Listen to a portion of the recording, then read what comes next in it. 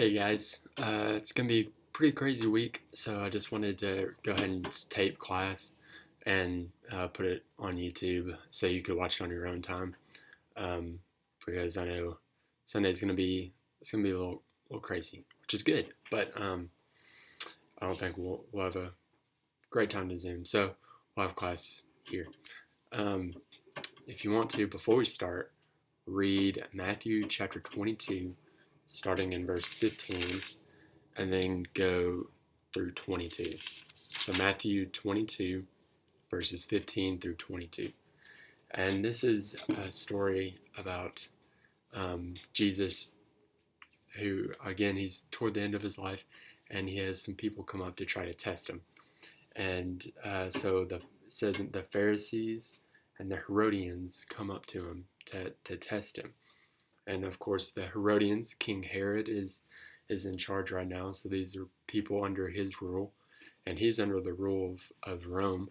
And so there's a lot of people uh, gathering together, teaming up right now to try to get Jesus to say something where they can imprison him.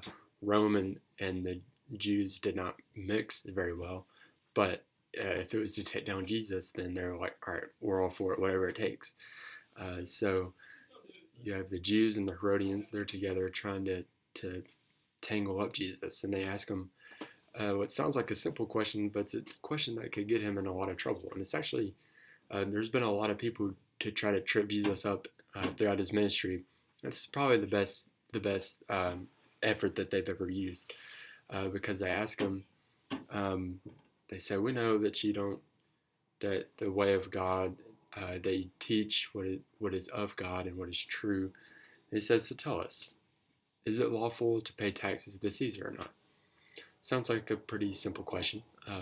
Should we pay taxes? But you have to remember Jesus is a really popular figure right now. There's a lot of people who are following him. A lot of eyes are on Jesus, and with these two groups being here, if he says yes, yeah, you should pay taxes to Caesar, then he looks like he's just trying to use his crowd to support the Roman government, and the Jewish people could just be like, oh look, he's just using all his popularity to feed back to Rome. He's probably being supported by Rome or something. Um, and then if he says no, don't pay taxes to Caesar, well then there could be a lot of penalties on him as well, because the Herodians are there who are under Roman rule. So they're trying to get Jesus to say no, so they can do something uh, against Jesus and bring something out against Jesus. And then so in the midst of this really tight uh, area and story of tension, Jesus uses it in the most profound way and to teach us not only how to deal with people who are coming and trying to criticize us and bring us down, but also what it means to even be a Christian or to be human. Um, Jesus says, "Why do you put me to the test?" He says, "Show me the coin." And so they bring him a coin, and they brought him denarius, and it has a picture of it's a gold or a silver coin, and it has a picture of Caesar on it. He says, "Whose likeness and inscription is on this coin?" And they said, "Caesar's." And he said to them, "Therefore render to Caesar the things that are Caesar's, and to God the things that are God." And the crowd went away marveled at what he said. They were blown away at what he said. And a lot of times we probably don't fully get the impact of what he said, but just take the question he asked about the coin and reverse it on you. He says, "Therefore render to Caesar the things that are Caesar's." Why? Because Caesar's inscription is on it. It says, "And to God the things that are God." Well, um, where is God's inscription? Where does that lie? Where does the likeness and inscription of God lie? It lies in us. So he says, "Render the things that have Caesar's image on it to Caesar, but render the things that have God's image on it to God." Genesis 1 tells a wonderful story about the creation of humans.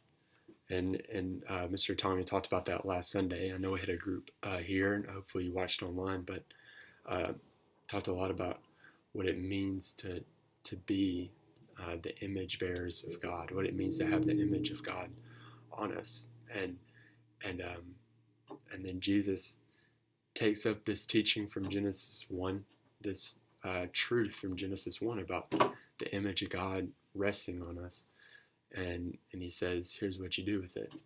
You give it right back to God, because that's where it came from. This life that you have all came from God. So render things um, that are God's to God. So what?